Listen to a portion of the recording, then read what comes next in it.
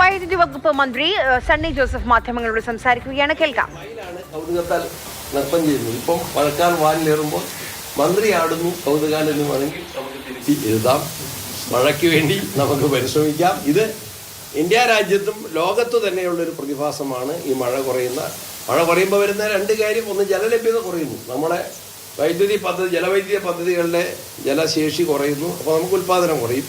വേറൊരു കാര്യം, മഴ കുറയുമ്പോൾ ചൂട് കൂടും. എല്ലാവർക്കും അറിയാവുന്ന സിമ്പിൾ സയൻസാണ്. അപ്പം നമുക്ക് വൈദ്യുതിയുടെ ഉപഭോഗം കൂടുന്നു. ഇത് രണ്ടുമാണ്. അതിൻ്റെ രണ്ട് സൈഡിലെ എഫക്റ്റും നമ്മളെ ദോഷമായിട്ട് ബാധിക്കുന്നു.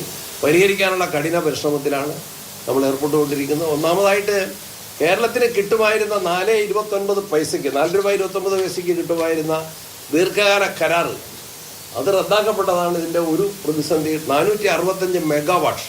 അപ്പോൾ നമ്മൾ ഈ ഏറ്റവും വലിയ പ്രശ്നം വരുന്നത് 1000 മെഗാവാട്ടിന് താഴെയാണ്. 600 മെഗാവാട്ടാണ് നമ്മളെ ക്രൂഷ്യൽ ടൈമിൽ പീക്ക് അവറിൽ നമുക്ക് കുറവ് വരുന്നത്. ആ 425 മെഗാവാട്ട് നമുക്ക് കിട്ടുമായിരുന്നു.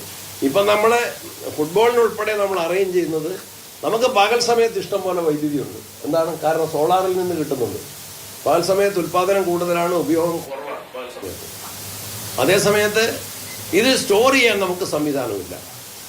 രാത്രിയിലാണ് നമുക്ക് ആവശ്യം വരുന്നത്. പകല് ചെറിയ പൈസയ്ക്ക് കിട്ടുന്നത്, 1 പൈസയ്ക്ക് വരെ കിട്ടുന്നത് രാത്രി നമ്മൾ 10 രൂപ കൊടുത്തിട്ടാണ് വാങ്ങുന്നത്. അങ്ങനെയും കിട്ടാനില്ല രാജ്യത്തൊട്ടാകെ വരുന്നത്.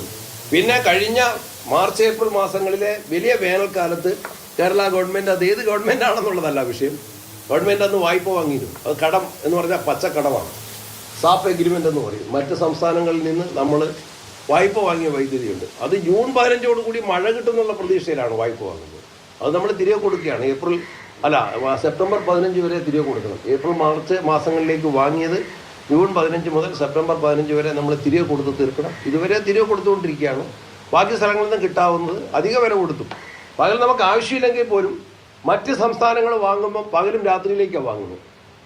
അപ്പോൾ വിൽക്കുന്ന ആളുകൾ പകൽ സമയത്ത് അവർക്ക് എടുക്കുന്നില്ലെങ്കിൽ, അവരുടെ സാധനം എടുക്കുന്നില്ലെങ്കിൽ അവർ വരാൻ കിട്ടില്ലല്ലോ. അപ്പോൾ അവർ രാത്രിയും പകലും എടുക്കുന്ന സ്ഥാപനങ്ങളെയോ സംസ്ഥാനങ്ങളെയാണ് അവർ കൂടുതലായിട്ട് പ്രിഫർ ചെയ്യുന്നത്, അല്ലെങ്കിൽ അവിടെയാണ് കൊടുക്കുന്നത്. നമ്മളതുകൊണ്ട് രാത്രിയും പകൽ ആവശ്യമില്ലാത്തതും കൂടെ വാങ്ങാൻ നമ്മൾ നിർബന്ധിതരായിരിക്കുകയാണ്.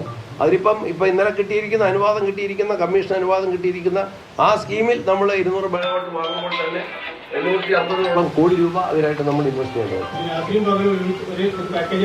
അതൊരു പാക്കേജായിട്ടാണ് വാങ്ങുന്നത്. കാരണം അല്ലെങ്കിൽ നമുക്ക് കിട്ടില്ല, രാത്രി കിട്ടില്ല. അത് കൂടുതൽ പൈസ ചെലവഴിക്കേണ്ടി വരുന്നു രാത്രിക്ക് വേണ്ടി.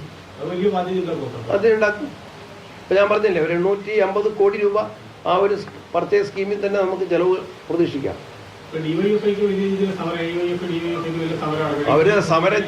അവർ സമരം ചെയ്യേണ്ടത് ഈ ദീർഘകാല കരാർ റദ്ദാക്കിയവർക്ക് അത് പാലിക്കാനോ നടപ്പിലാക്കാനോ അന്നത്തെ ഗവൺമെന്റ് തയ്യാറായില്ല. പിണറായി ഗവൺമെന്റ് തയ്യാറായില്ല. അവർക്കെതിരെയാണ് സമരം ചെയ്യുന്നത്. നന്നായിട്ട് കാണാനാ നമ്മൾ ആഗ്രഹിക്കുന്നത്, അറേഞ്ച്മെന്റ് ചെയ്യുന്നത്. അപ്പൊ ഞാൻ സാധാരണഗതിയിൽ ഇപ്പൊ പ്രത്യേക നിർദ്ദേശം കൊടുത്തിട്ടുണ്ട്. എല്ലാ അറേഞ്ച്മെന്റും ചെയ്യുന്നുണ്ട്. അധിക വില കൊടുത്തും ഈ ദിവസം രാത്രിയും പകലും നമുക്ക് പവർ സപ്ലൈ ഉണ്ടാക്കാൻ വേണ്ടിയുള്ള എല്ലാ നിർദ്ദേശങ്ങളും കൊടുത്തിട്ടുണ്ട്. അത് തന്നെയാ പ്രതീക്ഷിക്കുന്നത് നടപ്പിലാവും. അതിപ്പോ പകൽ സമയത്ത് ഉപയോഗിക്കുന്നതിനേക്കാൾ വളരെ കൂടുതലാണ്. ലോകകപ്പ് വരുമ്പോഴും കൂടുതൽ സമയം ഉപയോഗിക്കുന്നുണ്ട്. പീക്ക് അവറിൽ കൂടുതലായിട്ട് ഉപയോഗിക്കുന്നുണ്ട്. അതിന്റെ മാത്രമായിട്ട് പ്രത്യേകം തരംതിരിച്ചിട്ടുണ്ടാവും.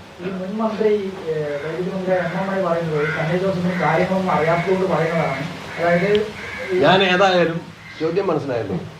മണിയാശാന് ഞാൻ ശിഷ്യപ്പെടാൻ ആഗ്രഹിക്കുന്നില്ല. അദ്ദേഹത്തിന്റെ വാക്കുകൾ പറയാൻ എൻ്റെ നാവിന് ശക്തിയില്ല. അദ്ദേഹത്തിന്റെ ശിഷ്യരാകാൻ ഞാൻ ആഗ്രഹിക്കുന്നില്ല. അദ്ദേഹം മന്ത്രിയായിരുന്നല്ലോ, ഗവൺമെന്റ് ഉണ്ടായിരുന്നല്ലോ. What they have done? എന്ത് ചെയ്തു? പവർ കട്ട് ഉണ്ടായിരുന്നു. ഞാൻ തന്നെ നിങ്ങൾക്ക് ഇട്ട് തന്നിട്ടുണ്ട്. ഈ ഗവൺമെന്റിന്റെ കാലത്ത് അതിന് മുൻപായിട്ട് ഏപ്രിൽ മാസത്തിൽ പവർ കട്ട് ഇല്ലായിരുന്നു. കൃഷ്ണൻകുട്ടിക്കെതിരെ വിമർശനം വന്നില്ലേ? ഞാൻ നിയമസഭയിൽ പറഞ്ഞല്ലോ, ഏപ്രിൽ 22 മുതൽ 27 വരെ വൈദ്യുതി നിയന്ത്രണം ഉണ്ടായിരുന്നു. മെയ് 11, 12 തീയതികളിലുണ്ടായിരുന്നു. ഞങ്ങൾ അധികാരത്തിൽ വന്ന് ഗവൺമെന്റ് വി.ഡി. സതീശൻ സത്യപ്രതിജ്ഞ ചെയ്തത് മെയ് 18-നാണ്. എനിക്ക് ആ ചാർജ് കിട്ടുന്നത് അതിന് ശേഷമാണ്. ആ സമയത്ത് വൈദ്യുതി നിയന്ത്രണം ഏർപ്പെടുത്തിയപ്പോൾ കെ.എസ്.യുവിന്റെയും കോൺഗ്രസിന്റെ നേതാക്കളൊക്കെ പറഞ്ഞിരുന്നത് ഇതൊരു പവർ കട്ടാണെന്നാണ്. ഇപ്പൊ പറയുന്നത് പവർ കട്ടല്ല. അതിനൊക്കെ ആളുകൾ വിദ്യുദ്ധരിച്ച് എല്ലാ നിയന്ത്രണത്തെയും ഒരു കാറ്റ് വന്ന് മരം വീണ് വൈദ്യുതി ബന്ധം വിച്ഛേദിച്ചാലും അതിന് പവർ കട്ട് എന്നാണ് ആളുകൾ വിളിക്കുന്നത്. ടെക്നിക്കലി അതിന് വേറെ ഡെഫിനേഷനൊക്കെ ഉണ്ട്, അതിലേക്ക് ഞാനിപ്പോൾ പോകുന്നില്ല.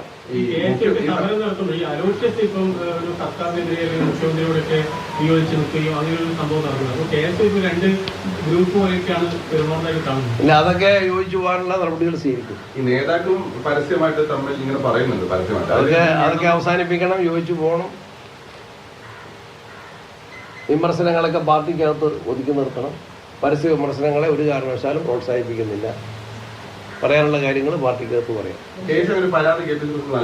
എന്നോട് ചില കാര്യങ്ങൾ സംസാരിച്ചിട്ടുണ്ട്, അവിടെ ചില പ്രയാസങ്ങൾ പറഞ്ഞിട്ടുണ്ട്. അത് ഞാൻ മുഖ്യമന്ത്രിയുടെയും ശ്രദ്ധയിൽപ്പെടുത്തിയിട്ടുണ്ട്. അത് ചർച്ചയിലൂടെ പരിഹരിക്കാവുന്നതാണ്. ഇതിനകത്ത് ഈ വൈദ്യുതി മേഖലയെ ബന്ധപ്പെട്ട് കർണാടക അധികമായി വൈദ്യുതി ഉത്പാദിപ്പിച്ചിട്ടുണ്ട്. അപ്പൊ അത് വാങ്ങാൻ ഏതെങ്കിലും തരത്തിലുള്ള ഇടപെടൽ ഇപ്പോൾ നടക്കുന്നത് ഒരു കാര്യമുണ്ട്. ഇതൊന്നും ഞാൻ ചോദിച്ചോട്ടെ, നേരത്തെ ചോദ്യത്തിന് അർജുന്റെ ചോദ്യത്തിനും കൂടെ മറുപടി പറഞ്ഞേക്കാം. മണിയാസാൻ എവിടെ പോയിട്ടാ ആരോടാ സംസാരിച്ചത്? അദ്ദേഹം പറഞ്ഞല്ലോ മന്ത്രി പോയിട്ട് സംസാരിക്കണം എന്ന് പറഞ്ഞത്. മണിയാശാൻ എവിടെ പോയിട്ടാ? കൃഷ്ണൻകുട്ടി ചേട്ടൻ എവിടെ പോയിട്ടാ സംസാരിച്ചത്?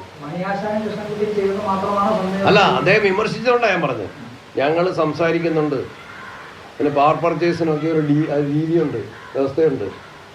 ആ വ്യവസ്ഥയ്ക്കനുസരിച്ച് ഞാൻ ചെയർമാൻ രാജമാണിക്യം IAS എല്ലാ ദിവസവും രാവിലെ എൻ്റെ ഓഫീസിൽ വിളിച്ചു വരുത്തി വൈദ്യുതിയുടെ ഇന്നത്തെ ബോർഡ് ഡയറക്ടേഴ്സിനെ എല്ലാ ദിവസവും അടിയന്തര സാഹചര്യത്തിൽ എല്ലാ ദിവസവും വിളിച്ചു വരുത്തി, ഇന്നലെയും വിളിച്ചു വരുത്തി അവരുമായിട്ട് ആവശ്യമായ കാര്യങ്ങൾ ക്രമീകരിക്കുന്നതിന് ചർച്ച ചെയ്യുന്നുണ്ട്. ആ കാര്യമൊന്നും എല്ലാ ദിവസവും പത്രങ്ങളിൽ കൊടുക്കുന്നില്ല. മന്ത്രി ചെയ്യുന്നതും ബോർഡ് ചെയ്യുന്നതുമായ എല്ലാ കാര്യങ്ങളും പത്രത്തിൽ കൊടുക്കുന്നില്ല. ആവശ്യമായ കാര്യങ്ങൾ നിങ്ങളെ പല സമയത്ത് മാധ്യമങ്ങളെ ഈ കാര്യങ്ങൾ അറിയിച്ചിട്ടുണ്ട്. മാധ്യമങ്ങളും ഈ കാര്യത്തിൽ കാര്യങ്ങൾ മനസ്സിലാക്കി സത്യസന്ധമായി റിപ്പോർട്ട് ചെയ്തിട്ടുണ്ട്. അതിൻ്റെ പ്രയാസം ഏതെങ്കിലും ഗവൺമെൻറ് മാറിയതുകൊണ്ടോ മന്ത്രി വന്നതുകൊണ്ടോ അല്ല, കാലാവസ്ഥകളിൽ വന്ന മാറ്റമാണ്.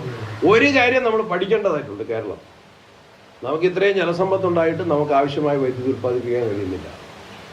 നമുക്കിപ്പോൾ ആകെ ഉൽപ്പാദിപ്പിക്കാൻ കഴിയുന്ന 1600 മെഗാവാട്ടാണ്. 4700, 5000 അതിൻ്റെ മുകളിൽ മെഗാവാട്ട് നമുക്ക് ആവശ്യം വരുമ്പോൾ നമുക്ക് ഇതുവരെ എല്ലാ കൊട്ടിഘോഷിക്കുമ്പോഴും ഉൽപ്പാദിപ്പിക്കാൻ സാധിക്കുന്ന 1600 ആണ്.